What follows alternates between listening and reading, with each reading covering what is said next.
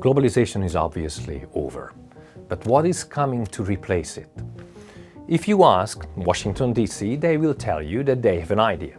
And the idea is that the rest of the world should pay for the continuation of US dominance. That payment may come in a form of tariffs, customs, commitment to FDI, foreign direct investment, maybe commitment to buy treasury bonds, maybe technology transfer. But the whole point is that the world is paying for the continued US rule. Moreover, the hierarchy continues because on top of that US market, there is an increasingly imperial presidency, which is cutting deals, getting involved in the very fabric of the economy, and it is largely and increasingly unshackled from the controls of Congress. The alternative pole is centered around Beijing. China has a very different problem from the United States, and that problem is a massive overcapacity. China has 32% of the world's manufacturing capacity, but only 14% of the world's consumption. That means they need to export.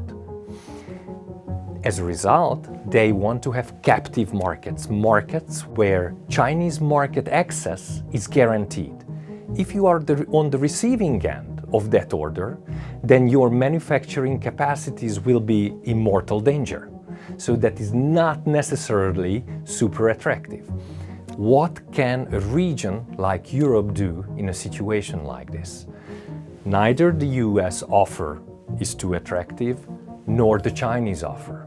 However, there is no real choice, because Europe is extremely dependent on the United States in defending itself from the emerging Russian threat. As a result, Europe has no other choice than continue pleasing the US, and that's what it does. It is committing 5% of its GDP to NATO. It is accepting the so-called reciprocal tariffs, which are obviously unattractive for it. But more importantly, while it is pleasing the US, it is also starting to build its own capacities. In the next 5 to 10 years, you will see an emerging European defense sector, a reinvigorated European infrastructure. So in 10 years, it may be again a transformation. But until then, just forget the horizontal markets that you were used to. It will be two poles, one in Washington, D.C., the other in Beijing, and they will be highly hierarchical poles, highly disadvantaged for every other player but the two centers.